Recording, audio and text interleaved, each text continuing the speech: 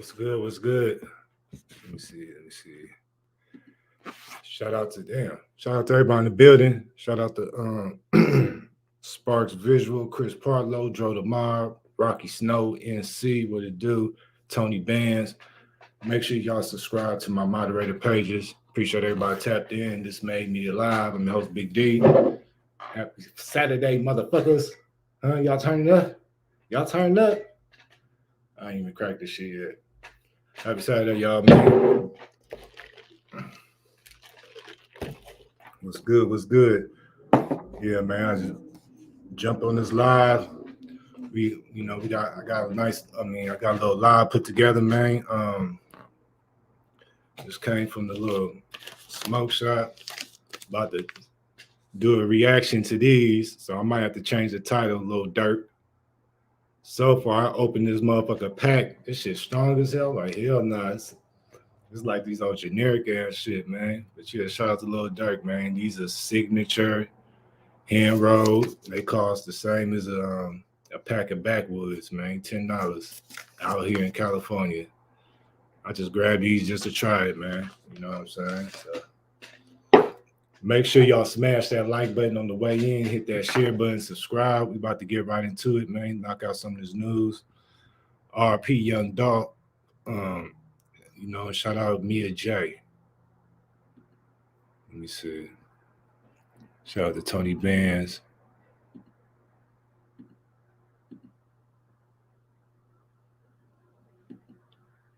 All right. Well, hold on. In fact, let's start off with some new music, man. We got new music dropped by Mac J, man. All right, man. Shout out to Mac J.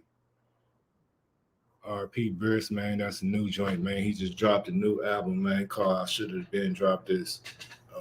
Make sure y'all ring Mac J shit up, man. Sacramento artist.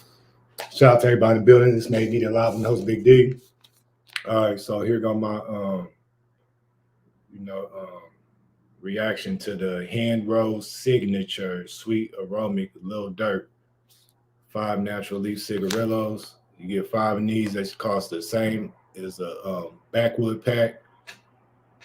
One of them was fucked up.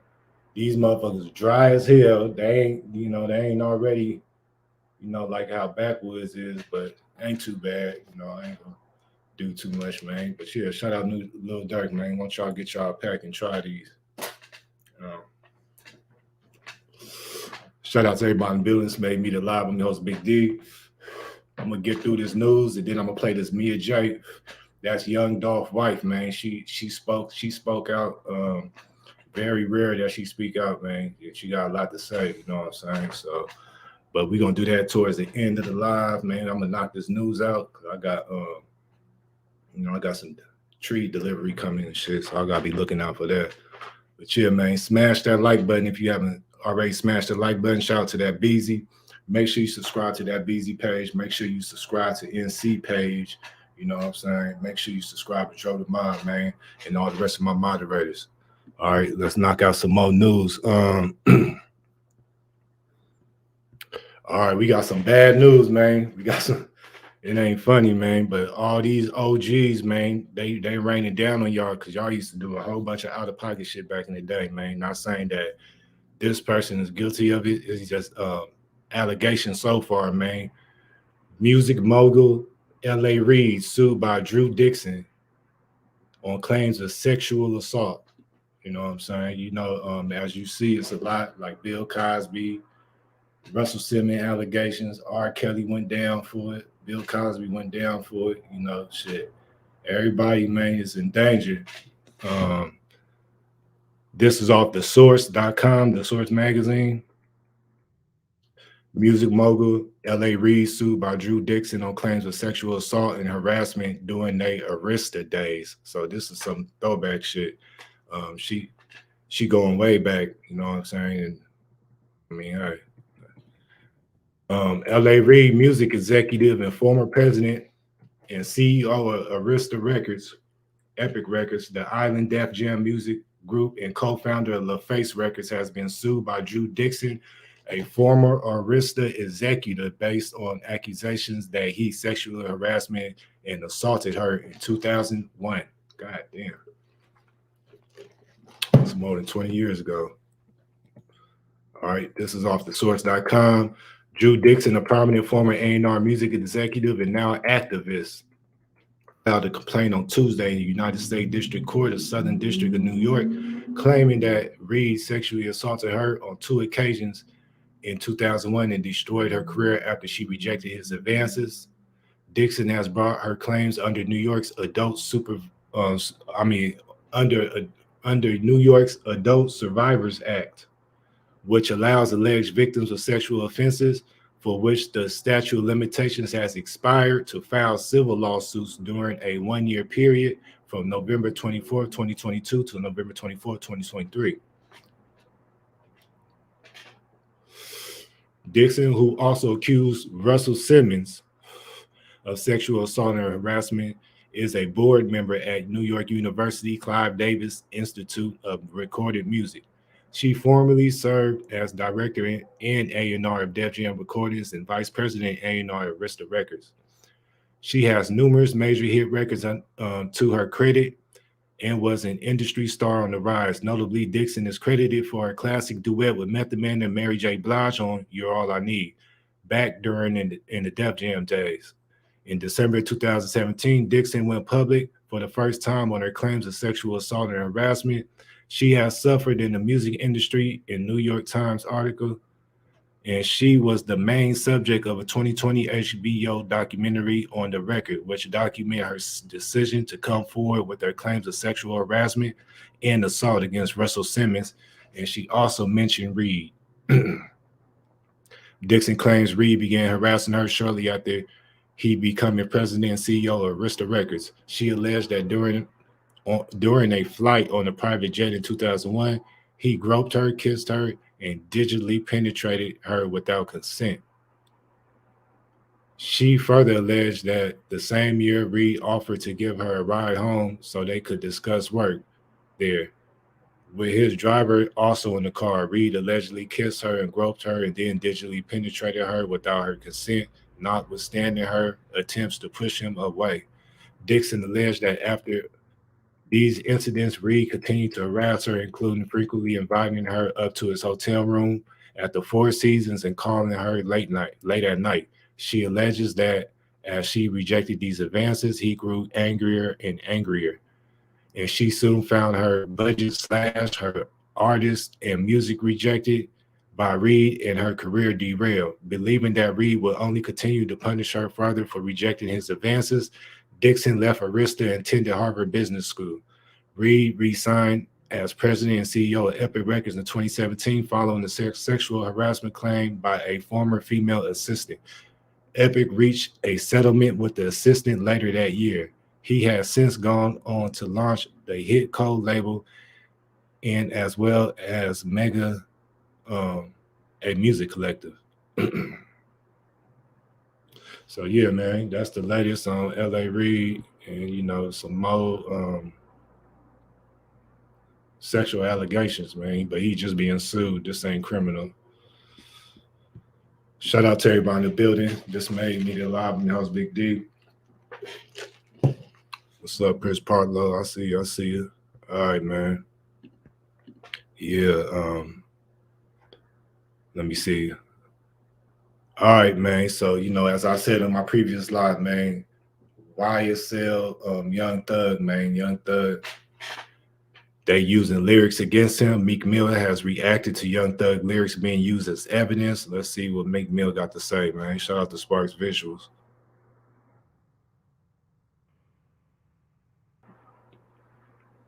Politicians around the country has presented a bill to protect artistic expressions.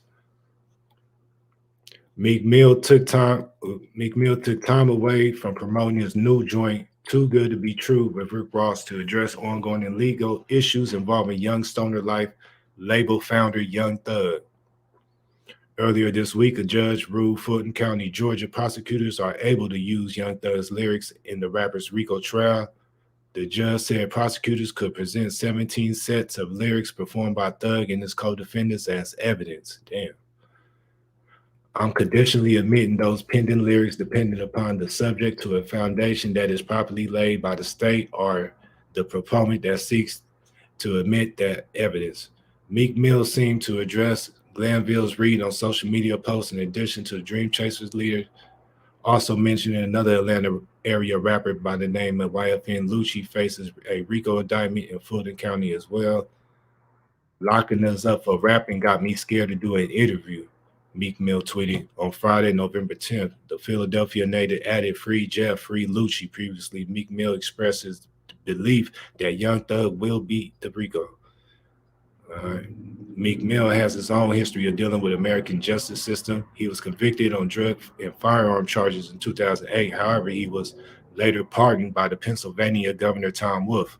Upon exiting prison, Meek Mill became a founding partner of the Reform Alliance alongside Jay-Z and other billionaires, the nonprofit organization advocates for parole and probation reform in the United States. Meek Mill and RIAA Recording Academy supported California Governor Gavin Newsom signing in the 2022 Decriminalizing Artistic Expression Act. The new law limits the use of creative works as evidence during civil and criminal proceedings. In July 2022, Congressman Hank Johnson and Jamal Bowman introduced a Restoring Artistic Protection Act, RAP Act, in the U.S. House of Representatives. If passed, the federal bill would restrict the admissibility of creative or artistic expression as evidence against an artist in court. Johnson and Bowman reintroduced the RAP Act in April of 2023. Rap, hip hop, and every lyrical musical piece is beautiful form of art and expression that must be protected. Congressman Bowman said, I am proud to introduce the RAP Act alongside Representative Hank Johnson. Our judicial system disparately criminalizes Black and brown people, including Black and brown creativity. All right, let's see this. Is at the core of everything that we do. And today, the Recording Academy is here representing the collective voice of thousands of performers, songwriters, producers, engineers, musicians, music professionals, and other artists and creators from all crafts who come from different backgrounds and from different communities all across the country.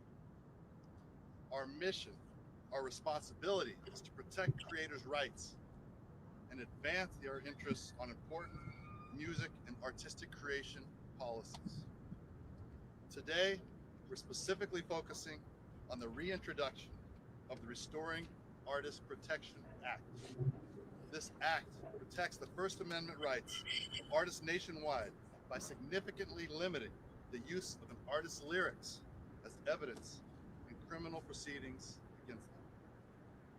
Since the 1990s, there are hundreds, literally hundreds, of documented cases where prosecutors use lyrics as criminal evidence in court, and this practice disproportionately affects rap artists. But this act is absolutely not just about hip-hop artists. It's not even just about music creators. Silencing creative expression is a violation against all artists and all forms of creative expression. The Restoring Artist Protection Act affirms that every single artist, no matter the discipline, should be able to express themselves without fear of prosecution. We're honored to work alongside Representatives Hank Johnson, Jamal Bowman, and all the other amazing organizations that are standing here with us today to make sure artists' acts of expression are not leveraged or weaponized against creators as a prosecution tool, and we urge other lawmakers to please join us. We're a nation of storytellers, of creators, all different types of artists, and we must allow all of these artists to continue to create their art, to continue to create their magic, and to create their inspiration that moves the world. Thank you all again for being here. Thank you for your support. I'd now like to welcome Congressman Hank Johnson to give a few remarks.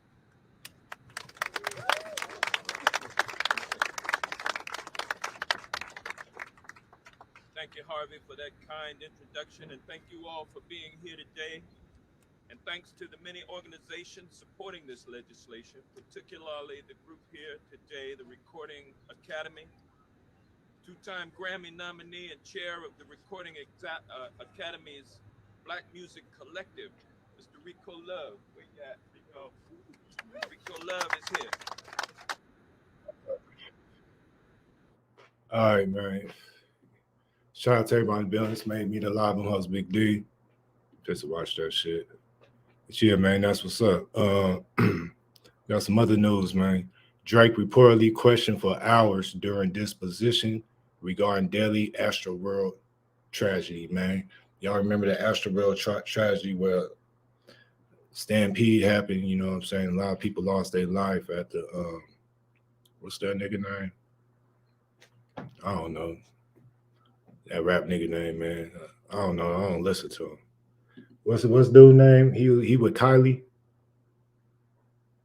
Anyway, man. Drake had a full day dealing with lawyers on Thursday regarding a deadly Astroworld tragedy, according to Rolling Stone. Drake was reportedly questioned for several hours in a disposition tied to hundreds of lawsuits filed in Harris County after the crowd rush, which killed 10 people and injured hundreds of others.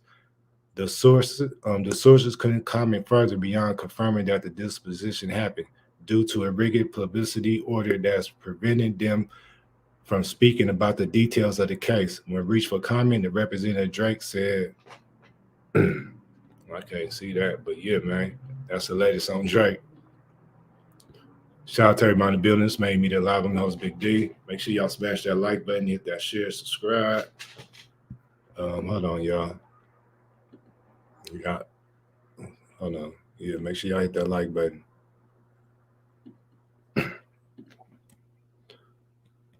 Also, man, I don't know what's wrong with niggas, man. Ain't nobody thinking about you niggas, but y'all keep on with the bullshit, huh? Keep with the bullshit, huh? Hold on.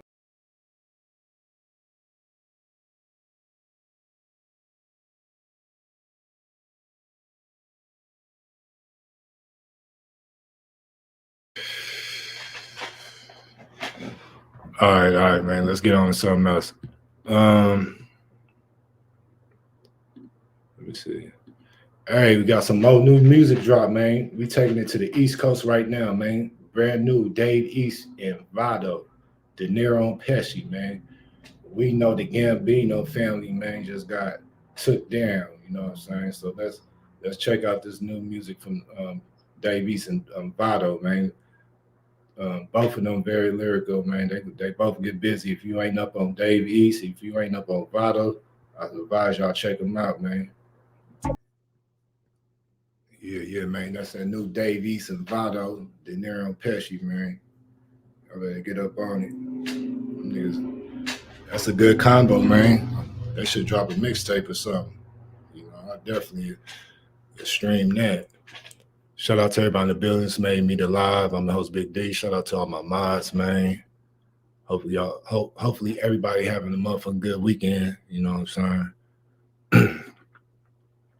All right. So we got some news off of allhiphop.com. DJ Khaled, however you say, man, dragged over silence on Israel Hamas war after insulting picture goes viral. All right. That's this the insulting picture. You know, the reason why DJ Khaled is being silenced over this shit and not saying nothing, he ain't trying to lose his goddamn endorsements. You know what I'm saying? He just dropped a new Jordan shoe not too long ago. You feel me? He ain't supposed to lose his endorsements. The best thing for him to do is to stay silent. To me, that don't mean he don't support what's going on or anything like that. He just being smart business. You know what I'm saying? Shit, motherfucker get blackballed and his endorsements took. Y'all niggas ain't gonna take care of him and his family. Y'all niggas ain't gonna pay him. You feel me? So, hey man, if it's in your best interest to stay silent about it, do what you gotta do, man. Shout out to Chris Parlow. Shout out to the Queen Lotus. Make sure you subscribe to their pages. All right. But yeah, man, that's the latest on DJ Khaled. We the best. You know, my squad, we the best. You know, we the best on this YouTube, man. All right. Shout out to Trenches News. Big Dog Swipe. Make sure you get that Trenches News How I Survived Chicago Drill new book on Amazon.com now. Also get that Don Toriano Vegan Mob, man. Just tap in Vegan Mob up in Amazon and make sure you get that book also. You know what I'm saying? He the Arab Jew. That's what I was saying. That's what I was saying. I was like, I was thinking that too. I was thinking that too. Shout out to Dro the Mob, man. Because I was thinking, like, what if his parents or he got some family members that from both sides? You know what I'm saying? Like, people be doing too much, man. Like, everybody ain't got to comment on that shit. Everybody see what's going on, man. It's fucking war. And everybody see that Americans sticking their nose in business again. We already bombing some shit out there. So, yeah, we at war for real, for real. You know, when it's really they war, you know. But yeah, I ain't gonna talk too much on that, man. I ain't trying to get my shit shut off. Let me see. Hold on, I got some more, man. We got a fascinating hip hop man fact, man. This is a hip hop fact, man. Shout out to Nas Escobar. Shout out to the whole New York. Nas listed his then 7-year-old daughter, Destiny Jones, as executive producer on his fifth studio album called it was Stillmatic. That's one of my favorite albums. So she will always receive royalty checks from the album. Nas' album Stillmatic was released on December 18th, 2001. It sold over 342,600 copies its first week of release and peaked at number 5 on the US Billboard 200 chart. You can see Destiny Jones listed as an executive producer on the bottom right-hand corner of the back of the Stillmatic CD. So he showed his daughter gonna eat for life, man. So all you rap niggas out there, man, I suggest y'all follow suit. You know, y'all putting together y'all projects and shit. Put your motherfucking kids down there on credits and shit so they can eat too. You know what I'm saying? Shout out to Nas for that. Let me see. Hey, shout out to Sparks Visuals. He said YouTube been clapping channels for not believing the narrative they're spinning. Have to be careful. Hey, yeah. You know how they are, man. YouTube want to push what they want to push. Let me see. Hold on. I love y'all. Damn, I need to get my goddamn glasses. Hold on. Shout out to everybody. Make sure y'all smash that like button, hit that share, subscribe. Hey, man, I'm going to be on this for a little second, man. All right. So, look, check this out.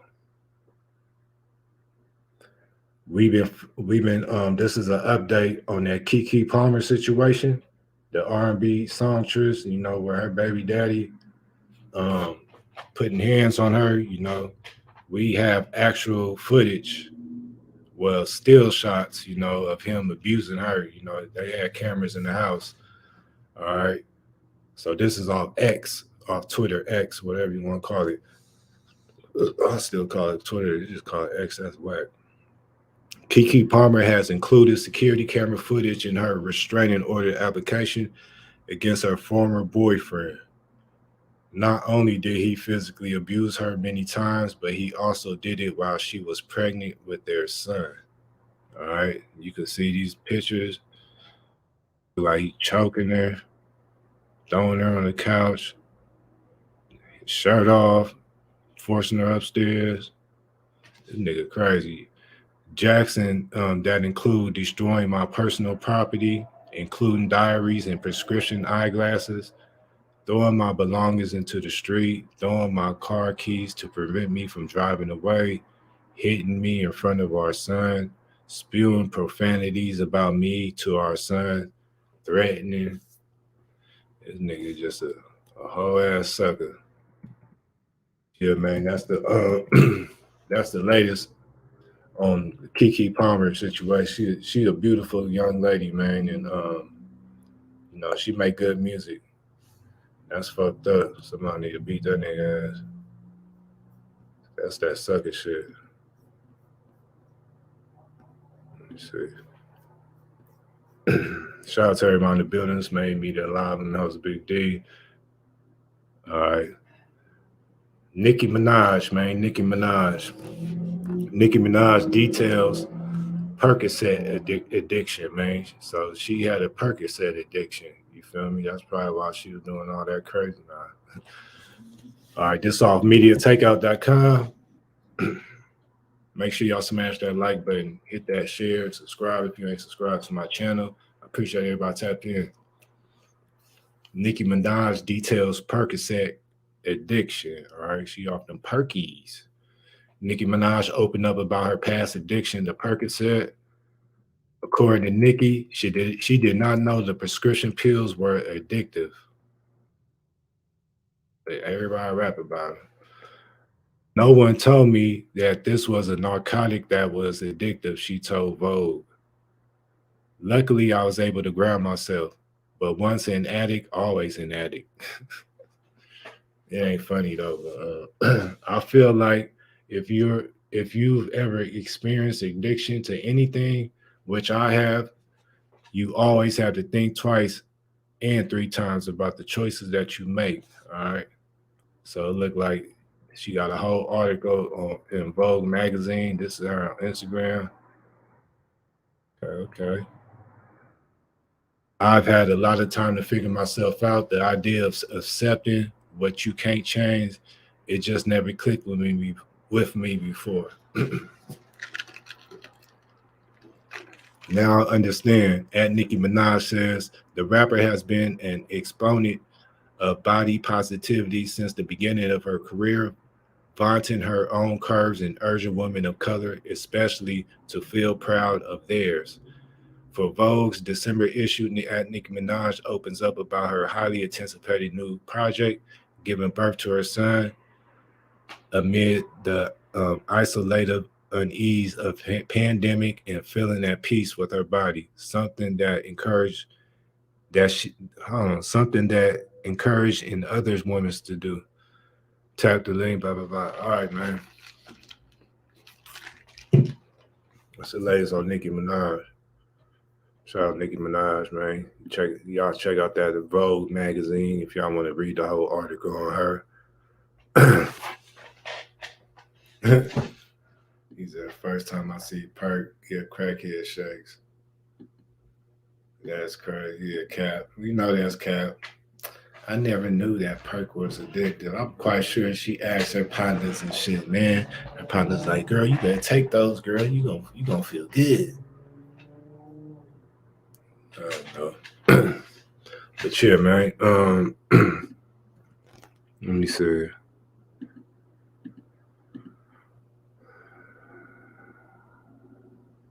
All right. We got some sports news. Let's take it to sports, man. This off VladTV.com. Make sure y'all hit that like button. Ex-NFL star Earl Thomas has identity stolen by ex-wife boyfriend. Loses 1.9 million in assets. Super Bowl champion Earl Thomas fall victim to a $1.9 million scam after his identity was stolen by his ex-wife's boyfriend. In latest blow from former NFL star whose house burnt down last year. All right. This off academics page on Instagram. Make sure you follow me. Story via Daily Mail. All right. The boyfriend. Kevin J. Thompson, who is in a relationship with Nina Thompson, Earl ex-wife, was taken in by the Jefferson Parish Sheriff's Office back in June. Thompson is alleged to have cashed Thomas NFL checks stolen from his bank account and transferred car ownership for a number of vehicles. He is being charged with identity theft, forgery, money laundering, credit card fraud, computer fraud, and bank fraud. It is also reported that Thompson used a driver license with his own photo, but the Seahawks icon information which he then used to create a phony bank account. That nigga. New Orleans.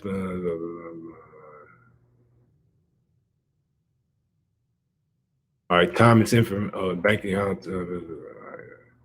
Over the next year, Thomas transferred at least 700,000 from Thomas' account to a credit union, withdrawing a substantial amount in cash. In addition to writing money and depositing paychecks into the fraudulent account, Thompson extended his actions to vehicles. He exploited Thomas' identity to transfer ownership of several cars into his name, later selling them. The authorities are still investigating how Thompson gained access to the vehicles. Upon his arrest at a credit union branch in June, Thompson was driving a blue Rolls-Royce SUV owned by Thomas. In total, Thompson stole approximately 1.9 million from Thomas. After his release from jail, Thompson attempted to retrieve the vehicle at a sheriff's office, but did so in a car reported stolen from Atlanta, resulting in another arrest. Thompson is currently out on $730,000 bond, according to NOLAcom.com. Damn, he was running it up. That's crazy. All right, man. Yeah, I ain't never did no perk either. I ain't fucking with it. Shout out to everybody in the building. This made me the live. I'm host Big D. We got some more sports news, all right? This is off of MediaTakeout.com. NFL player Chad Wheeler guilty of abuse. Knocked out girlfriend and broke black girlfriend's arm. All right.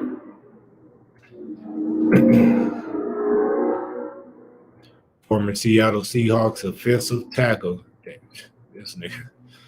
Chad Wheeler has been found guilty of 2 counts of domestic violence involving a former girlfriend. Media Takeout has confirmed. The ex-Seahawks player was found guilty of first and second degree domestic violence assault and not guilty of unlawful imprisonment. Media Takeout confirmed. A King County prosecuting attorney office spokesperson told ESPN that the state was planning on going for a mandatory maximum sentence of 5 years for the first degree assault charge because the jury determined that Wheeler used force or means likely to result in death. Yeah. Wheeler's former girlfriend, a beautiful black woman named Aaliyah Taylor, spoke out about the assault on Twitter and seemingly responded to the verdict on "I finally have justice," she wrote. Wheeler, 29, was arrested in Kent, Washington in 2021 and later charged with domestic violence, assault, and unlawful imprisonment in connection with the crime. Wheeler trial was delayed due to his defense team's repeated request to get expert evaluations done, the newspaper reported. According to the charging documents, Wheeler allegedly viciously attacked the victim in her bedroom and strangled her twice until she lost consciousness. Taylor told police Wheeler then threw her on the bed, choking her and trying to smother her. She began to lose consciousness and tried to fight back, but Wheeler grabbed her arm and twisted, the document alleged. Taylor recalled the moments after the alleged assault at the couple's Seattle area apartment in an interview with CBS This Morning in February 2021. I had touched my face and I looked down and there was blood on my hand, Taylor said, and I remember getting up and running to the bathroom. Chad was standing by the bed, by the doorway, and he was sipping a smoothie. And he was like, "Wow, you're still alive?" Taylor was rescued by police after she texted friends and family asking them to call 911 while locked in the bathroom. The charging document stated, when officers arrived on the scene, Taylor began to scream while Wheeler allegedly began apologizing to her, telling police, "I don't beat women." Taylor, whose injuries included a fractured dislocated elbow, later told investigators that she was attacked after Wheeler had asked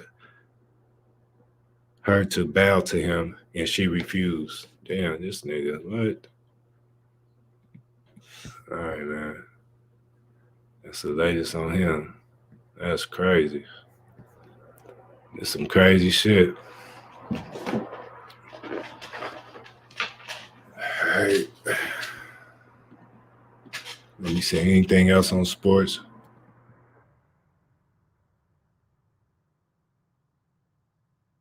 I think that's it on some sports. All right, man. Shout out to everybody in the building. This made me live. I'm host Big D.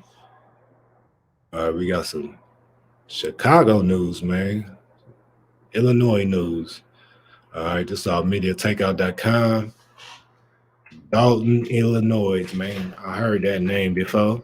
Dalton, Illinois. All right. Outside of Chicago, elected a city girl as a mayor, and it's going badly.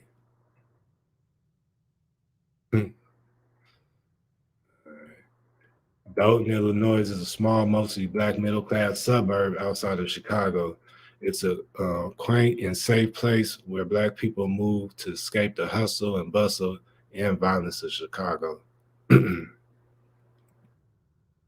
years ago, the city elected a glamorous young woman, Mayor Tiffany Henyard, who has been labeled by folks in the town a city girl because of the way she dresses, speaks, and her general demeanor. And ever since the Mayor Tiffany has come to office, all kinds of things started happening, mostly bad. Media Takeout learned that the local news did a full investigation into Mayor Tiffany, where they suggested that despite making nearly $300,000 in salary, she has been taking lavish trips and dinners and charging it to the city. According to the report, Mayor Tiffany had the city pay for her first-class trip to Vegas, where she dined at expensive restaurants and stayed at high-priced hotels. All right. Here's what the news report alleges. Let me see. I'm gonna just press play. Hold up, man. Make sure y'all smash that like button. We are walking all over campus on our way to Springfield. Make sure you support the cause, support the movement. A South suburban politician spends taxpayer dollars on a march to Springfield to promote her personal charity. But when we started asking questions, the party's over. Fox 32 and the Illinois Answers Project, part of the Better Government Association, are investigating the charitable foundation of Tiffany Henyard, who is on 2 public payrolls as Dalton mayor and Thornship Township supervisor. What we found is raising serious questions about the use of taxpayers' dollars, employees, and equipment. Fox 32's Dane Placco investigates where all that money is going. Nobody knows something. Don't nobody know nothing. Tiffany Henyard certainly isn't shy about attracting attention. Here she is starting a Dalton Village board meeting dressed like the Wesley Snipes character in the movie New Jack City, later punctuating her political points with the help of her own DJ. Every single resident. Pay me what you owe me. Thank you, DJ. Henyard's picture and name adorn virtually every public posting, both from Dalton, where as mayor she makes $46,000 a year, and in Thornton Township, where as the elected supervisor she collects more than $200,000 a year. But for all that money, Henyard's tenure at both has been chaotic, with firings, scandals, and a legal battle with the Dalton trustees over spending. So last fall, Henyard did something that would seemingly generate some good publicity, helping establish the Tiffany Henyard Cares Foundation to help breast cancer patients. And on the very day the charity was chartered, it received a huge donation, $10,000, from the Thornton Township Board, which Henyard presides over. Taxpayer money shouldn't be paid into those types of things. Stephanie Wiedemann is the former Thornton Township Chief of Staff, whom Henyard fired shortly after taking over in March of last year. It almost felt like a takeover, and a very aggressive one at that. Since her firing, Wiedemann has been documenting township spending and says she's stunned by the taxpayer dollars funneled into Henyard's charity, especially this. We got 10 days. We're going 196 miles. Last October, Henyard led a delegation of Dalton and Thornton Township employees and political supporters on a march to Springfield to promote her breast cancer charity, which she documented on her Facebook page. We're walking through Dalton. Hi, we're in Brightwood now. We are in Godly now. We in Bloomington, baby. I can pretty much map out their entire Springfield trip on the township credit cards. That's right. Henyard billed thousands of dollars in hotel rooms and meals during the trip to Thornton Township and Dalton credit cards. In addition, the videos show Henyard used multiple village and township vehicles owned by taxpayers to escort the caravan, including a flatbed trailer with a photographer, flying a drone, and a DJ. We got our mayor right here coming from Dalton, Illinois, walking all the way to Springfield. Y'all make some noise for our mayor, the people's mayor. But they didn't always walk. We on motorbikes, baby. At times, riding electric bikes. Y'all see my bike? Our township supervisor. It looks like a misspending of tax funds. I think that's the biggest concern. Dalton trustee Jason House has been doing battle with the mayor since she took office. Very disturbing to hear these things or to kind of see some of the receipts that appear to be connected to it. And I think the taxpayers really deserve better than that. And then there's the merch. Shirt. Want a t-shirt? Along the way, Henyard sold and gave away t-shirts and hoodies, also available on her charity's website. A week before the trip, the township paid $17,000 for specially printed hoodies and t-shirts, but won't say what they're for.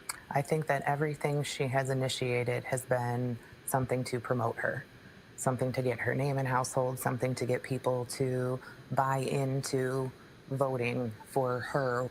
Our investigation found at least $11,000 in public funds spent on that trip. But both Dalton and Thornton Township have been slow or unresponsive to open records requests. So what was the purpose of the 10-day march to Springfield?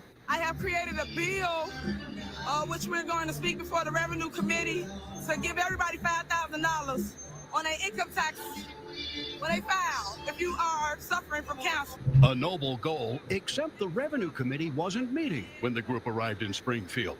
Henyard did later testify at a committee hearing in Chicago, but so far nothing has come of her bill. I think I'm doing a damn good job on media. So we went to a recent Thornton Township board meeting to ask Henyard some questions about all that spending. I've never ever been bitter to the news. This is my olive branch to the media. Can you guys reach out to us and ask us our opinion before you post things? I would appreciate it. And so we did. I'll ask you a few questions. Okay. But Henyard wasn't anxious to talk about her charity. Why did you and the board vote to give your foundation $10,000? I'm the face of the foundation. My name is nowhere, sir. I'm the face. You're the face. What was the purpose of going to Springfield? She doesn't have any more comments. We're going to talk. She doesn't have any more comments. Thanks, That's Keith Freeman, whom Henyard hired, both Dalton and Thornton Township, and was part of her Springfield walk. Look at Keith, baby! Freeman also filed paperwork for the charity bearing Henyard's name. Why are you using public money for your personal charity? $17,000 for insurance. Why? And with that, her security detail hustled Henyard upstairs and blocked the staircase with a table. So we tried asking another employee who went on that trip. You went down to Springfield, and what were you hoping to do in You need to ask the Springfield? people that handles that. I'm not the one that handled it. I was just riding the bike. We need more officers on the streets. We need our streets repaved. So to spend that kind of money on a charitable event or supposed charitable event really doesn't seem like the best use of tax dollars. We also sent Henyard a detailed list of questions about her charity and how the money is being used. We've not yet heard back. Dane Placco, Fox 32 Chicago.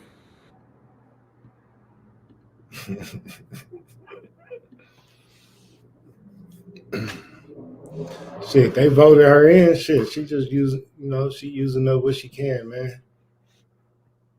Yeah, man, that's funny. Shout out to everybody in the building. This made me alive, and that was Big D. Let me see, man. What else we got up on here? All right, I'm gonna play this. All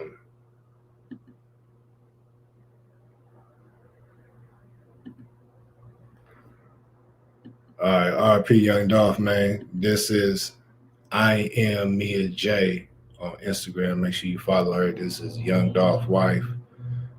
She spoke out. Let's hear what she got to say. Make sure y'all smash that like, hit that share, subscribe. If Fed Up was a person, I am her. I totally didn't have an anticipation to come on live today. But it definitely became very clear that it was necessary for me to come and kind of just be very, very, the letter that I posted today, just to have some clarity given, right? And I typically don't even be struggling for words, but I am in a sense because I have chosen to be quiet for so long for so many reasons. And I'm gonna be brief, but I'm gonna be very direct on why, right? And this is the first time I've done this, but it literally, it's like it has come to the point to where, yeah, the time is now. And the time is now for so many reasons, right? First of all, I've never, since everything happened, right? Let's go back to 2021, right? November 17th, 2021. Immediately when Dolph was taken from us, it was like we had internet investigators, we had conspiracy theories, we had people who say they talk to the dead. It was so much going on, so much noise. The noise was loud. It was louder than it was loud as hell. You know what I'm saying? And for me at that particular time, that was the last thing that I was even engaged in. Like, couldn't nobody that don't know me, Dolph, our family, nothing about us, some people that don't know him, because people don't know him like that, right? You can't tell me what happened. Like, so I didn't even feed into it.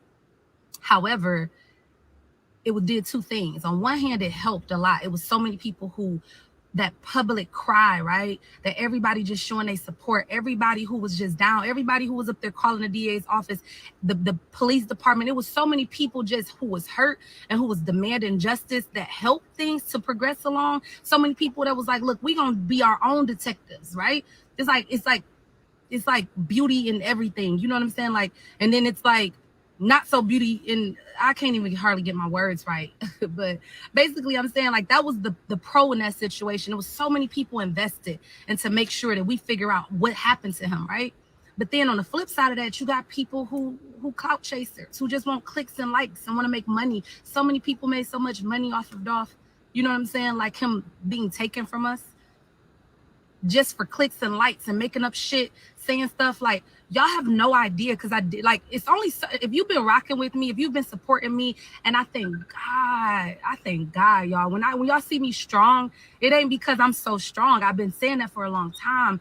As people were coming to attack me, you know what I'm saying? Like, it was other people. I never met people in my life that's taken up for me, you know, and they like, oh, you had something to do with it. You benefit. And it's like, wait, what? Nobody believes you.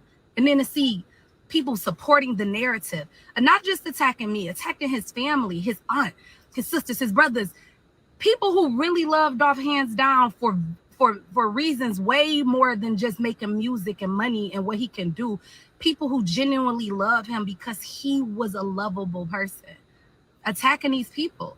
And me, I was so weak to even fight back, to even speak on it. I started doing, I don't even want to go too far. I want to stay, just hit, like, say what got to be said without going too far. But these people were attacking me. But it was people like the people who've been there that was just like taking up for me, speaking on my behalf. It was like I saw a guy using, it's like vengeance is mine. I feel like I experienced that because there was people literally coming for me. And I'm like, the hell did I do? I'm grieving. My whole fucking life is upside down. Like, how can you make this about? Don't even worry about it. And I had to get to a place to stop talking. And I never said anything because I did not want to give these people fuel. I didn't want to add fuel to their fire. I just wanted, at the end of the day, I'm like, I'm praying, God, I know that you are going to let the truth come out. I'm going to rely on you. I'm not relying on people. I'm not going to rely on myself because, listen, I'm incapable. You know what I'm saying? And so literally, that's why I was quiet. And people were like, why are you not saying justice for Dolph? And it's just like, for one, even with Black Men Deserve, I struggled to even walk fully and boldly carrying that out for a long time. I was like, I don't want to keep making this a Dolph thing.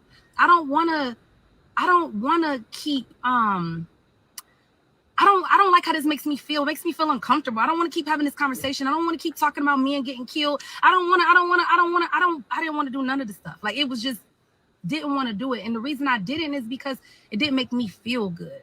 But the day that I feel like, and not even the day, over this time, these 2 years, my healing journey has been all like, I done been ups, downs, lows, ups again, downs, lows. Like the way that this journey has been for me, it brought me to a place of, for real, like a strength, a place of strength, a place of like almost where boldness, like true boldness. I was like, I don't want to do nothing, but I'm here, God. Like you brought me here. You placed this in my lap. You took my brother from me. You took one of my right-hand people from me. You know what I'm saying? That if I go through the hardest shit in my life, this man gonna be right here. You took him from me. It started there, but you also took my man from me. The person who, if anything like this would go on in my life, the person who's going to get the shooters or whatever the case may be, if it's some calamity type of shit going on, you took that person from me too. You could left me damn near with nobody. And that's what I felt like. I don't want to cry. I'm not coming on here to cry. But it's like I felt like everybody was taken from me. In the same breath, people coming at me. And I felt weak and I felt like, why me? And then I realized through going through healing and going through just like going to God, like literally praying, like surrendering, like doing everything that I felt like I needed to do that maybe I should have done a long time ago.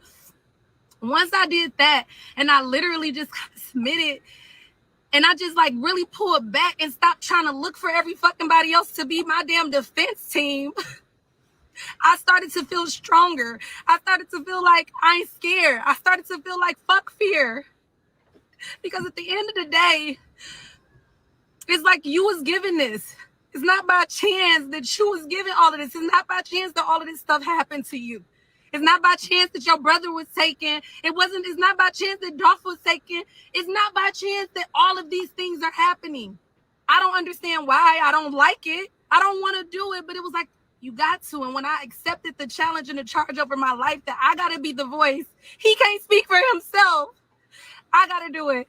His family got to do it. Like, we got to do it together. It's not going to get done. You can't silence your voice. He gave you a voice and he gave you a big ass voice. It ain't even too many, like, that's your gift. You can speak. You can talk. God gave you a voice. You got to use it. So how can I not use it for the person that I love the most? The person who is the most pure to me, the person that taught me so much about just having a clean heart. Like, y'all probably like, man, he was a trapper. He was this. Like, it's like when you strip a person, it's like ain't nobody perfect, right? Ain't nobody perfect. No, he wasn't no damn preacher. He wasn't a pastor. But when I'm telling you about people that have, it's the elements of their heart, the fibers of their being that makes them a good person to their core. That's what he was. And he taught, I feel like the person that I am today, I wouldn't be me today if it wasn't for Dolph. I would not be who I am to the woman that I'm proud to say that I have become. I wouldn't be that person if it wasn't for him. So the last thing that I could be fucking doing right now is feeling like I cannot go hard for him. He can't go hard for himself. My brother can't go hard for himself. These people who had my back for all my life, my brother all my life, Dolph the last 10 years of my life, they can't do it. They don't have the voice no more. They've been silenced. So me, I'm at this place where it's like, I got to do it. I don't want to do it. It's not something I'm just happy to do. I feel it's like, even though I'm not in a space of fear, being fearful, at the same time, I do think about like, damn, this is not, you're just a woman. You're just a woman taking on a whole lot of risk.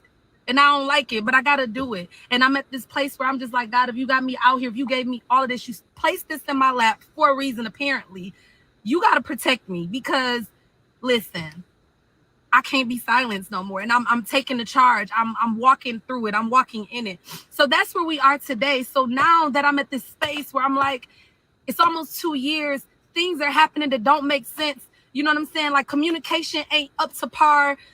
Just all of these things is like, wait, what are y'all doing? What are y'all doing?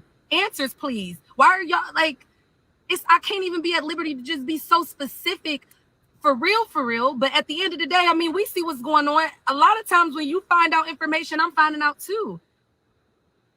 It's people being protected. If I believe, I feel like it's a lack of due diligence being performed. And I try to be silent, to not say anything, to not be in nobody's way. nobody's way to where it's like, oh, like I didn't want to offend nobody. I didn't want to have anybody like, dang, she throwing us under the bus. I really did not want to do anything because it was like, I'm gonna give y'all a fair shot to do shit right. But I feel like that has been taken for granted.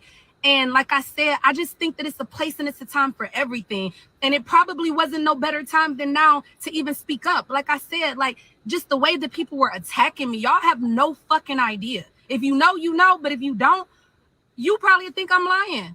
So then when like it comes down to like when Stephanie, my homegirl Stephanie, when she experienced with her loss with Rock, it was like it sent me into a whirlwind of like, it was a trigger because I'm like, why are y'all, I mean, listen, think what you want to think, say what you want to say. But when somebody is going through life like that and they have to witness the loss of their loved one, attacking them is some foul shit. And I could not say nothing. I had to say something because I'm like, that shit is bold. And what y'all don't know once I said that is that people did that to me and I was fucking people photoshopped me into places.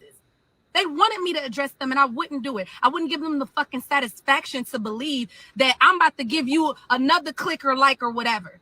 The shit has definitely died down. And I pray that God keeps their asses silent because it's like, that shit is foul, bro. What type of heart do you have? None. Apparently, why would you do that to somebody? But it was done to me. It was done to her and it triggered me. And I literally went into this protective mode. I think that's just how I was created, just to always want to take up for somebody who can't take up for themselves. And here I am.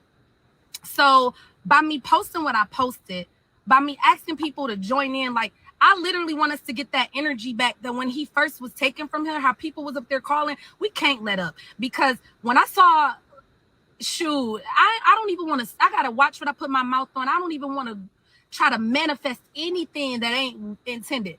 But I can tell you, I was triggered again when finally 20 years later, we hear the outcome of Tupac. And it's like, that shit is a long time.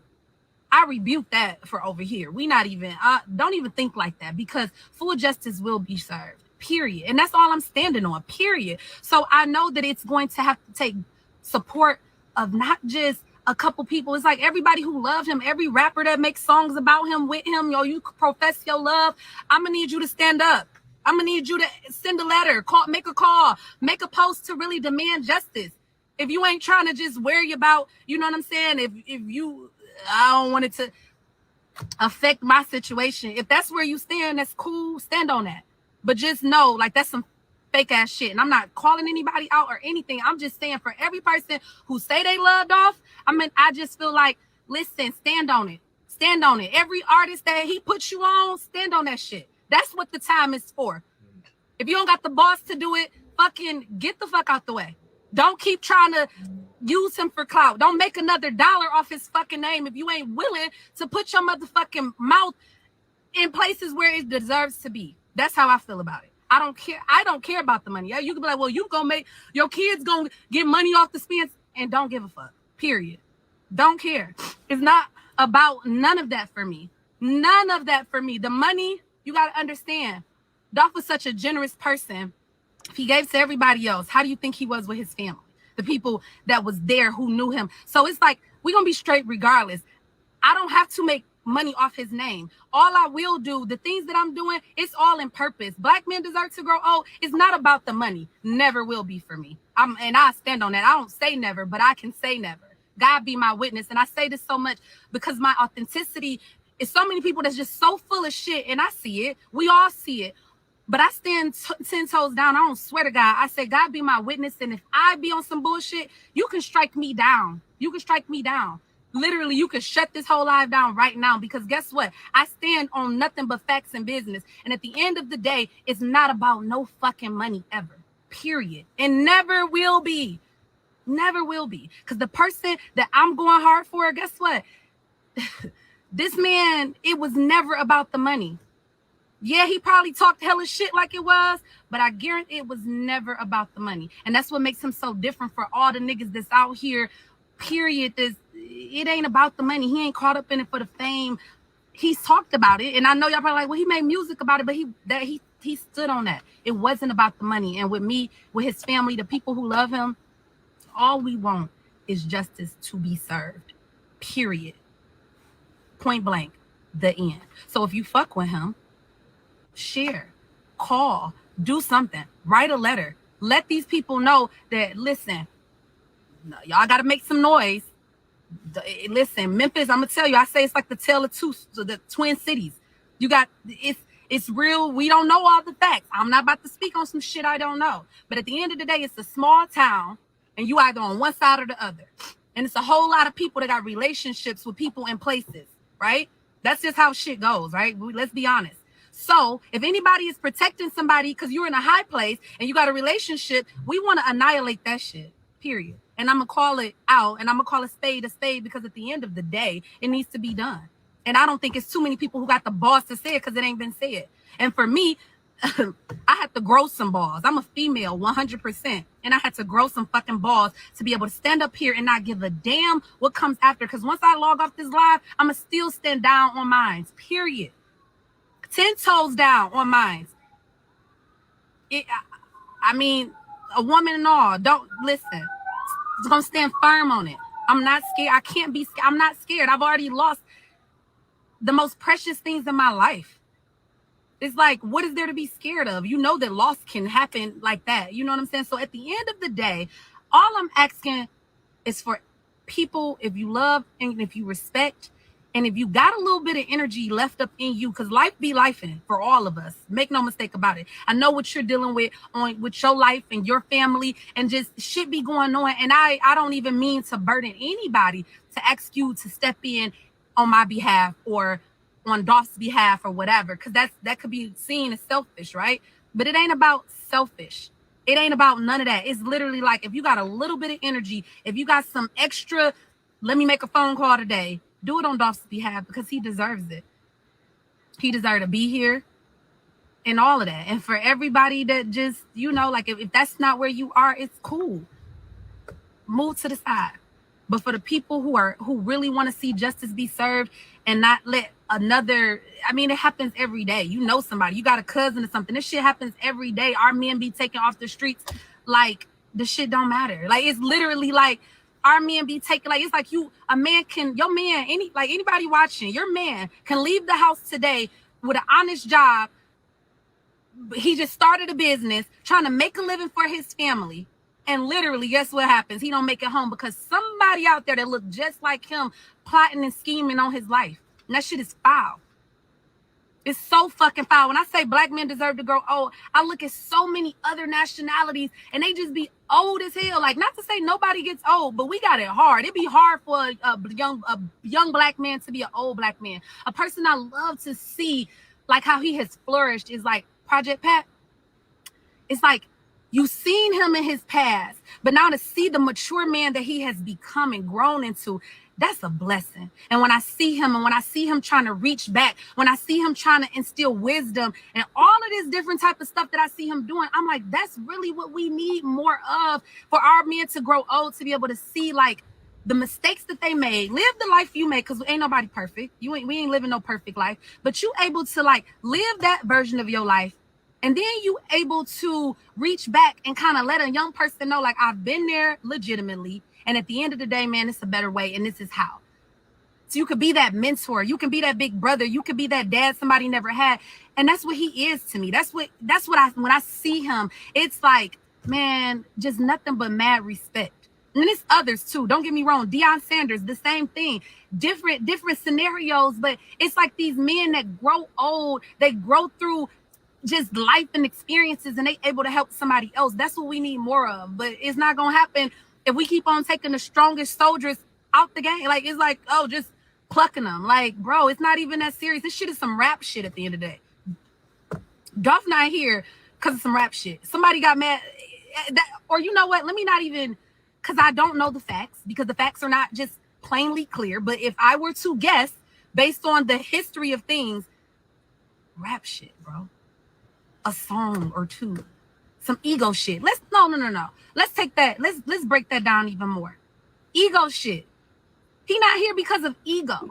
That's a spirit. If anybody just want to call a spade, it's a spirit. And he's not here because of some ego shit. And even if you say, well, he possessed the ego, at the end of the fucking day, we killing people because of a bruised, a scarred ego? What is even like, people get killed every day because you disrespected me. Nipsey Hussle not here because the old boy said he felt disrespected. You're taking a life because you feel disrespected. That's the weakest shit ever. What are you talking about? Nigga, go home and cry. The fuck? Go home and cry. Go home, lay your head on your fucking pillow and cry. If you that bruised, if your ego that hurt, you hurt, huh? You big hurt. The shit is dumb. And it's not just Dolph that's experiencing this or Nipsey. It's some of everybody. Some of everybody. Young black men being taken like, dropping like flies because of bruised fucking egos and people talking about lack of respect when a nigga don't even know what respect is. Let's call it what it is. You talking about you disrespecting me, nigga. You don't even respect your damn mama. Come on now. Like, let's be honest. Let's be honest. People just, it's like, what is respect to you? Define it. Define it. What are you standing on? What principles are you standing on? And a lot of people ain't standing on shit but shaky ass ground and taking lives like it doesn't mean nothing and leaving fucking people just here to clean up the mess and shit. And it's foul, it's bold, and I can't be silenced no more. I can't not speak on it. I can't. I can't. That's where it is. So like I said, I ain't about to take up your time. I ain't about to sit here and just go even more. If you got a little energy, if you got a little time, reach out on behalf of Dolph because he deserves it.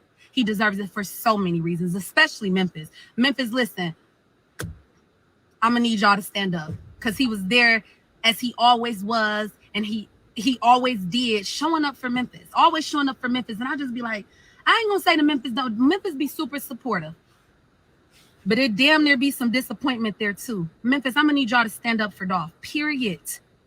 Because, listen, he couldn't stay away from fucking Memphis.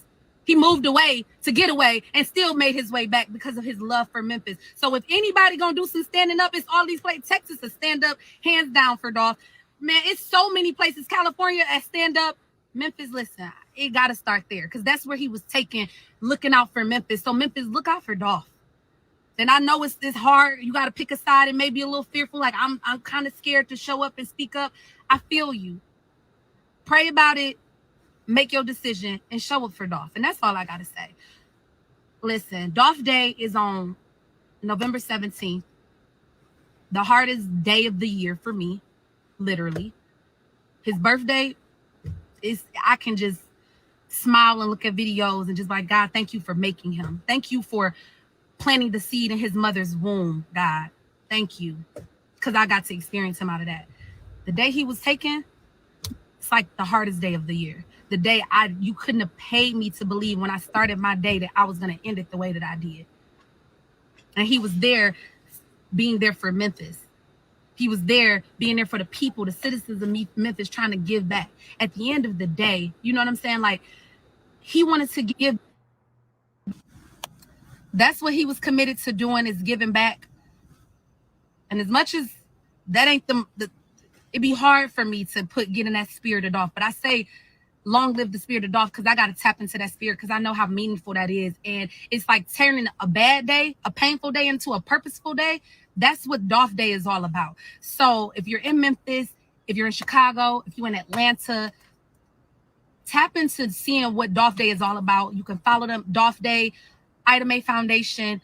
Tap into them so you can. It's a date of service. It's where you serving somebody else. It's where you're putting you're putting your ego to the side. Right now, we killing the ego for the day, for the week, if you may. You know what I'm saying? But literally, where you stepping in and you helping somebody else. You helping somebody else that just need a little bit of assistance, because we all do. And the same spirit that Dolph did for years. For years, I watched him, man. Like, the way I fell in love with him, we would go out to eat. Somebody be like, can I have y'all leftovers? And man, we'll go back in the store, the restaurant, get them something to eat for today, give them money for tomorrow or the next day after. And I just was like, oh my God. It was like the sexiest thing ever. It was like, I just used to tell my friends, like, I just love his heart. He'd be busy as hell and it'd be hard. It was hard building a relationship with him because he was busy and he was focused. He was driven. He stood on business. But I knew he loved me and I knew he had an amazing heart. And I was willing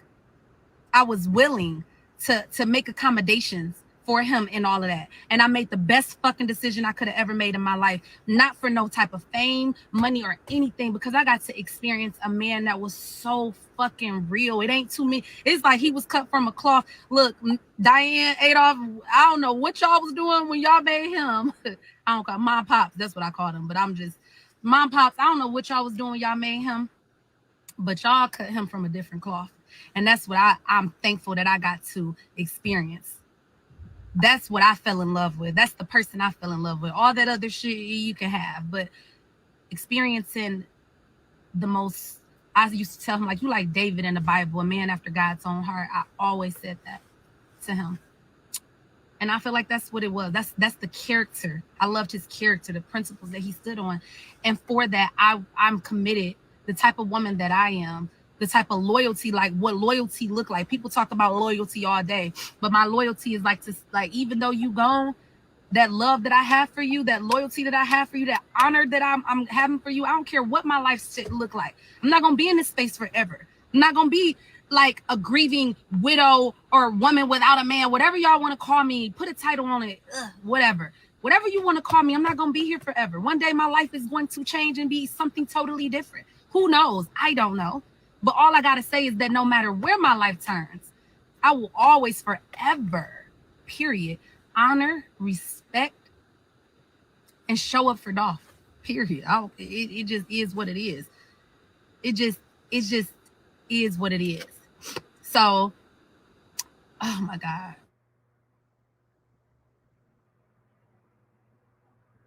Like I popped put a little pin in a balloon and just released so much. That's what I feel like right now. Like I literally feel like I put a pin in me and released so much bottled up energy in me. Stephanie just like pop me in. I'm like, listen, let me be like Stephanie, one of them ones. We done prayed together. We done fast. We done all of that.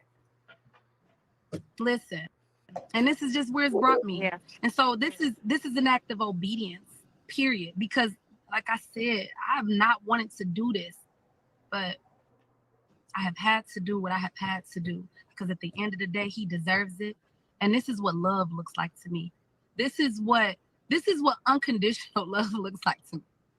This is what love look like when nobody can do nothing for you no more. He's gone. This is what love looks like when you can't even further express it in no other type of way that they can receive it. So it's literally for me at this particular point, like, listen, I'm gonna send it through. I know the spirit, like we're spiritual beings having a human experience. I'm like, I'm gonna have to send this through the, what I gotta do, guys? You gotta blow it in the air. I don't know, but I want this to reach him. I want this love to still reach him wherever he is, whatever dimension he's in, wherever he is, as an angel or whatever. I need this love to reach him because it gotta go somewhere. And it will, because what happens to the spirit? The spirit lives on forever. So his spirit will forever receive it.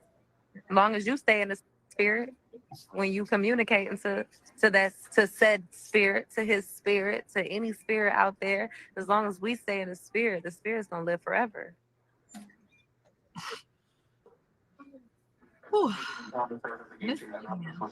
You got this. I just wanted to come on and show you some love, give you some love before I get on this flight real quick. I appreciate it. I love you. I miss you. We're gonna catch up real soon. I know. I appreciate it. I really, really do. I really, really do. Look, share, like, let them people know we not about to let up on their ass. Can't. It's not time for that. Y'all thought it was about to be easy. Y'all thought we forgot. Y'all thought that, we just twiddling our thumbs at the mercy of. Listen, the only mercy I'm at is that, like, God, listen, I'm at the mercy of you. Right this wrong. Yeah. Reveal every hand, every person who played into the plot and the twist that took Dolph from us. Like, I want you to identify everybody. Yeah. Thank you. In Jesus' name. A lot of revelation, though, sis, does come from submission. So continue to submit yourself to him. Continue to search within, like, the depths of your spirit and the depths of your soul to be able to forgive whoever it is, because everything that God teaches us, if you notice, is preparation.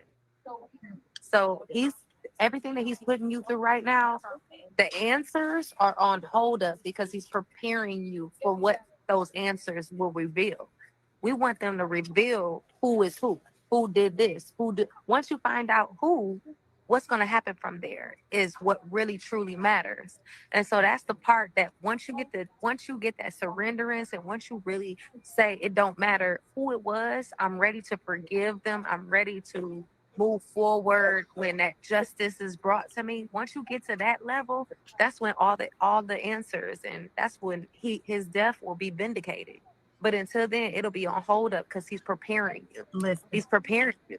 I'm gonna be honest. You asked me a few months ago, probably last year, like, have you forgiven me?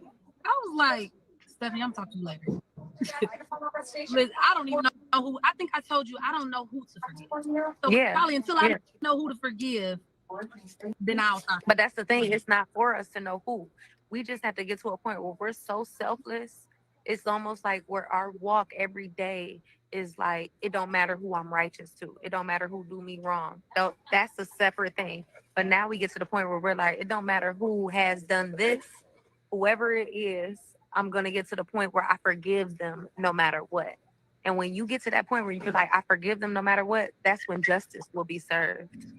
You have to get to that point where it has no, because what does it matter if his name is Justin, if his name is Sean, if he's a doughboy, if he like my father's murder, if it's his best friend, if it's a cop that was in house with him. Once those results come in, the test of it all is, what will you do once he reveals it? And that's the whole reason why it's not being revealed, because we have to get to a place of submission where no matter who it is, we forgive them. And when we're at that place, God's going to reveal it. And then it's not even going to matter. It's not going to matter anymore. Well, he got to keep pruning me for that, because listen. And you going to get there. You're going to get there. But know that that's the first step. And I'm not gonna, the thing is that I'm gonna be honest with you. Last year I had a guy I was doing Heal the Hoods, right? And this guy named Quan, his story, I believe what you're saying because of his story is like a testimony to that. He literally got shot. He told the story of how he got shot like 16 times in his back. Just somebody tried to, like, he literally was just going to Kroger. Somebody tried to rob him, right? They tried to take his car, shot him like 16 times in his back. And the first thing he thought when he got like back conscious and everything is like, I want to talk to them. I forgive them. And I'm like, everybody was just like, what? If you see this man today, you can't even tell they told me he'd never walk. He got shot 16 times in his back. I mean, come on now. Like, let's be like, they didn't think he was going to live, not even walk. This man can move when I tell you the way he's flourishing right now in his life, but I'm that's like, why. I know why. Because why. This man mentor, he wrote to the person who shot him 16 times. That's the most, to the day I die, that is going to be the most inspiring story of forgiveness to me. You know what I'm saying? Write that. Ask God, search my heart for me. I gotta, my flight's boarding now. Yeah. Huh? You said I have a what? I said I can't help but to hear when somebody's talking about the Lord. Yeah, we're talking about God for sure. Yeah, because he's the way. For sure, he's the way. Listen, God is separating us, right? And we got to get to a point where the things that are above us, we give to him. And so, I'm gonna get on this flight before they leave me. I love you so much, but we're going to talk more about this. And I kind of felt a hesitance of you getting to me, but he orchestrated this conversation because we need to dive more into the prayers that will set us up for you to get to this point. Because he's inspirational for a reason, because you need to get there. You got to get there. And I got to hold you accountable as my sister, because I need full total healing for you. And it's on backup with the things that he's telling you to do. And when we don't listen to him, it's the same thing as disobedience. So how can we go out and how can we preach this gospel if we're not taking the chance to be like, yo, it don't matter who it was. I forgive you. It don't matter what you did. I forgive you. When you get to that point, it's not for the person. It's for you. It's for you. So I'm gonna call you when I get back to the crib. I love you, and you know, keep using your platform as they go with you on the story, because there's so much more to it that's gonna come, especially in your healing. But just keep finding those prayers and finding the things to say to God to, you know, make sure that he gets you to that point. I love you, baby. I gotta go. Goodbye. Safe flight. All right. Y'all. Oh my God. When I tell you, even this live is so impromptu. I'm about to go because I'm starting to shake now. I wasn't even feeling like that type of adrenaline. But it's just the obedience. I didn't want to do it. I didn't want to come on here. I'm looking like this is one of my, I ain't even try to get nothing prepared for myself for today. My whole day today, when I woke up, I thought my day was going to go one way. It has gone completely another way. And I just surrendered to it. I was just like, okay, well, obviously this ain't about to go the way I thought it was going to go. Got it. But at the end of the day, that forgiveness piece, I'm not going to sit there and lie to y'all. God gonna have to be with me on that one, because that's something hard. That's something, as I even try to think of what that looks like, it's like that right there, that's another type of level of that's different. You know what I'm saying? Like, that's different. And I pray one day that I do get there. I don't, but I'm not there. I'm not there. The only place I'm at is like, look, can we just identify, get me to that place? But if I don't know, I just gotta simmer on that. I gotta meditate on that. I can't even just speak too much on that. I can't even put my mouth, I be so sensitive on what I speak on and what I say. Cause I realize when I tell you so much power, when I look over my life and everything that I have professed in different types of ways, and it be like, dang, I said this, I said that, I said this, it be coming to pass. So I don't want to just say, I gotta watch what I put my mouth on. But at the same time, I'm just gonna have to say, yeah, God, like, put up a prayer up to just say, God, like, really just be with me with that. As a matter of fact, I'm gonna be obedient, because someone just told me just go into prayer now. I'm about to go into prayer. Oh, 3 God, listen. I'm gonna post this after. I just posted today, like 333 is the number. Oh my God, listen, I'm about to go ahead and pray. I'm about to pray because, like I said, it's something that just was placed on my heart to do, and I'm about to close out because I don't even want to take up no more of y'all time. But listen, dear Father God, I come to you as humbly as I know how, just to say thank you, God. I thank you for my clarity. I thank you for my peace, God. I thank you for my healing. I thank you for my strength. I thank you for the appointment of people that you've placed in my life, from the people that I know to the people that I don't, who have supported me, God, who have been strength where I have been weak, God, who have just encouraged me, just all of the people, with so many people that you've placed on my path to help me through the hardest time of my life. God, it's so hard. Like, you understand how hard it's been for me to carry out this task. As many times as I show up and I have on a face of makeup and a smile, and it's like everything is okay, deep down inside, I'm hurt to the core, God. I'm hurt to the core, but it's like I still feel your comfort, your love, your protection. And I just thank you so much for it, God. And I just ask you to forgive me for a hardened heart to where I cannot forgive right now, God. I'm not in a place where I can forgive, but I ask that you allow me to have a softened heart to where I can forgive, where I do grow to that place, God. Because if that's what it takes for an abundance and an overflow of blessing and revealing to happen, I ask that you submit me right in that space. I don't surrender to the forgiveness. I surrender to you, and you will bring about the forgiveness that within my heart, because I'm not there, God. And I'm gonna be honest with you, I'm not there, but I pray that you get me there. And I pray through getting me there, God, that so much revelation does come from it, because it deserves it. Dolph deserves it. Our family deserves it. His mom deserves it. His dad deserves it. His sisters, his brothers, his cousins, every person who loves him deserves for a full revelation and full justice to be served. His fans, his supporters, people who've been rocking with him for years, they want justice to be served. Everyone, it's like an open womb. As long as this is a situation that just goes without a final verdict, God, without full justice being served, it just feels like you can't properly heal. And we all want to heal. We all want to heal and come to a place where we can just accept what is. We can maybe even get to, through you, forgiveness, but we need to come to a place of healing. And I just ask that you just help us all through that process, that you be with us as Dolph Day comes, that you cover us, that you allow us to go strong in a day of service, God. It's not about Dolph, it's ultimately about you. We give you all the glory. Someone said to me once, God, in Dolph we trust, and I had to correct them. In God we trust, and Dolph we love. It would be no Dolph if it wasn't for God, it would be no Dolph. And let's make no mistake about it, that you always gonna get the glory. Then I stand firm on that.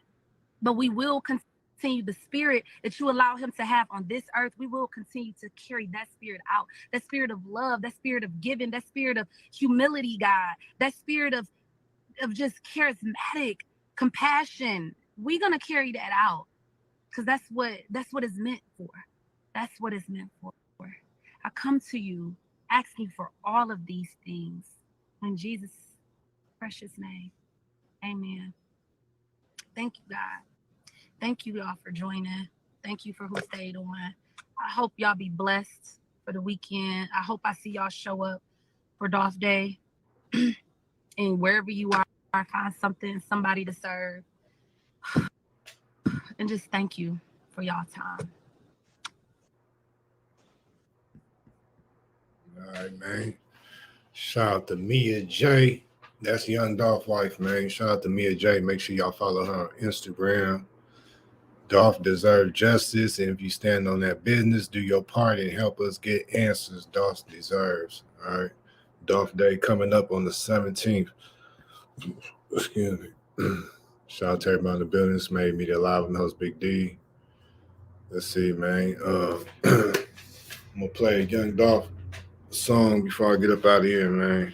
I didn't know that live was that long. Let me see. But the whole live needed to be played. You know, that was a solid live, man.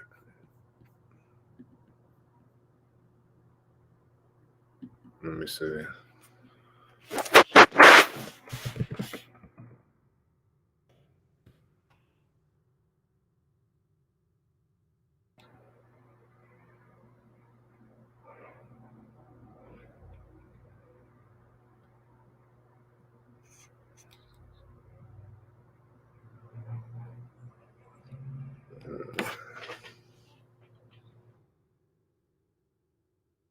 All right.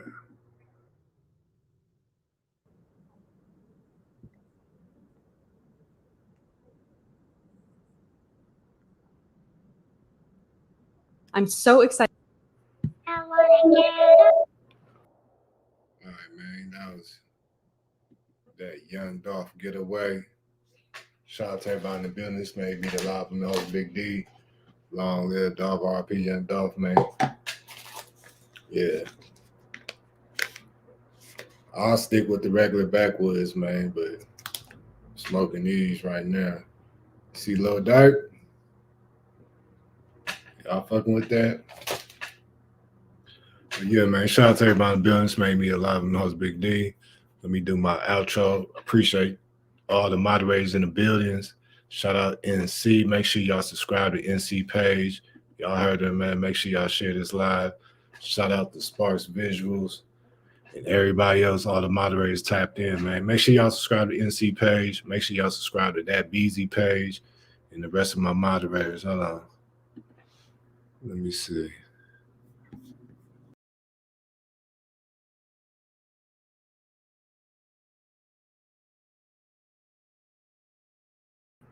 Oh, yeah. Hold on.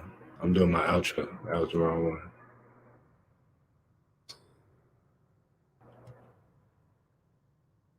All right. Yeah, man.